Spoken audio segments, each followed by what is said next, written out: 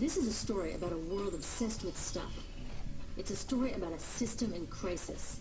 We're trashing the planet, we're trashing each other, and we're not even having fun. The good thing is that when we start to understand the system, we start to see lots of places to step in and turn these problems into solutions.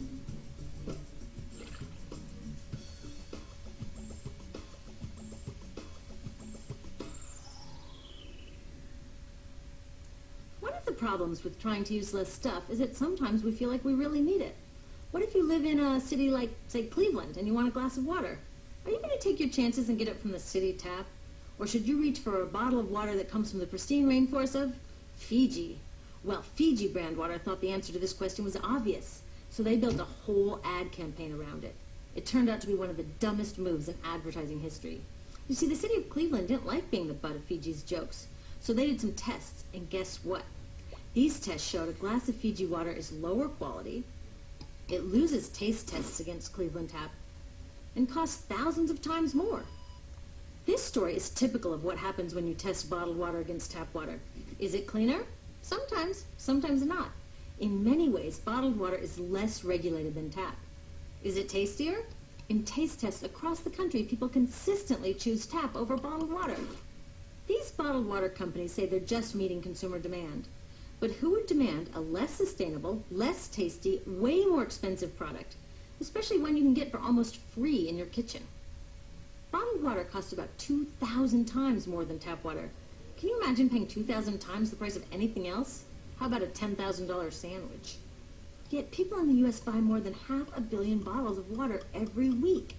That is enough to circle the globe more than 5 times. How did this come to be? Well, it all goes back to how our materials economy works, and one of its key drivers, which is known as manufactured demand. If companies want to keep growing, they have to keep selling more and more stuff. In the 1970s, giant soft drink companies got worried as they saw their growth projections starting to level off. There's only so much soda a person can drink. Plus, it wouldn't be long before people began realizing soda is not that healthy and turned back to, gasp, drinking tap water. Well, the companies found their next big idea in a silly designer product that most people laughed off as a passing yuppie fad. Water is free, people said back then. What will they sell us next? Air? So how do you get people to buy this fringe product? Simple. You manufacture demand. How do you do that? Well, imagine you're in charge of a bottled water company. Since people aren't lining up to trade their hard-earned money for your unnecessary product, you make them feel scared and insecure if they don't have it. And that's exactly what the bottled water industry did. One of their first marketing tactics was to scare people about tap water with ads like Fiji's Cleveland campaign. When we're done, one top water executive said, tap water will be relegated to showers and washing dishes. Next, you hide the reality of your product behind images of pure fantasy. Have you ever noticed how bottled water tries to seduce us with pictures of mountain streams and pristine nature? But guess where 1/3 of all bottled water in the U.S. actually comes from? The tap. Pepsi's Aquafina and Coke's Dasani are 2 of the many brands that are really filtered tap water. But the pristine nature lie goes much deeper. In a recent full-page ad, Nestle said, bottled water is the most environmentally responsible consumer product in the world. What? They are trashing the environment all along the product's life cycle. Exactly how is that environmentally responsible? The problems start here with extraction and production, where oil is used to make water bottles. Each year, making the plastic water bottles used in the U.S. takes enough oil and energy to fuel 1 million cars. All that energy spent to make the bottle, even more to ship it around the planet, and then we drink it in about 2 minutes? That brings us to the big problem at the other end of the life cycle, disposal. What happens to all these bottles when we're done? 80% end up in landfills, where they will sit for thousands of years, or in incinerators, where they are burned, releasing toxic pollution. The rest gets collected for recycling. I was curious about where the plastic bottles that I put in the recycling bins go. I found out that shiploads were being sent to India, so I went there.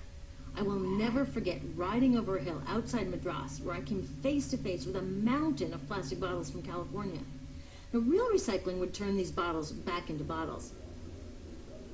But that wasn't what was happening here. Instead, these bottles were slated to be downcycled, which means turning them into lower quality products that would just be chucked later. The parts that couldn't be downcycled were thrown away there, shipped all the way to India just to be dumped in someone else's backyard. If bottled water companies want to use mountains on their labels, it would be more accurate to show one of these mountains of plastic waste. Scaring us, seducing us, and misleading us. These strategies are all core parts of manufacturing demand. Once they've manufactured all this demand, creating a new multi-billion-dollar market, they defend it by beating out the competition. But in this case, the competition is our basic human right to clean, safe drinking water. Pepsi's vice chairman publicly said, the biggest enemy is tap water. They want us to think it's dirty, and bottled water is the best alternative. In many places, public water is polluted, thanks to polluting industries like the plastic bottle industry. And these bottled water guys are all too happy to offer their expensive solutions, which keep us hooked on their products. It is time we took back the tap. That starts with making a personal commitment to not buy or drink bottled water unless the water in your community is truly unhealthy. Yes, it takes a bit of foresight to grab a reusable bottle on the way out, but I think we can handle it. Then take the next step. Join a campaign that's working for real solutions, like demanding investment in clean tap water for all. In the U.S., tap water is underfunded by $24 billion, partly because people believe drinking water only comes from a bottle. Around the world, 1 billion people don't have access to clean water right now. Yet cities all over are spending millions of dollars to deal with all the plastic bottles we throw out. What if that money was spent improving our water systems, or better yet, preventing pollution to begin with? There are many more things we can do to solve this problem. Lobby your city officials to bring back drinking fountains. Work to ban the purchase of bottled water by your school, your organization, or entire city. This is a huge opportunity for millions of people to wake up and protect our wallets, our health, and the planet. The good news is it's already started. Bottled water sales have begun to drop while business is booming for safe, refillable water bottles. Yay! Restaurants are proudly serving tap, and people are choosing to pocket the hundreds or thousands of dollars they would otherwise be wasting on bottled water. Carrying bottled water is on its way to being as cool as smoking while pregnant. We know better now. The bottled water industry is getting worried because the jig is up. We are not buying into their manufactured demand anymore. We will choose our own demands, thank you very much, and we're demanding clean, safe water for all.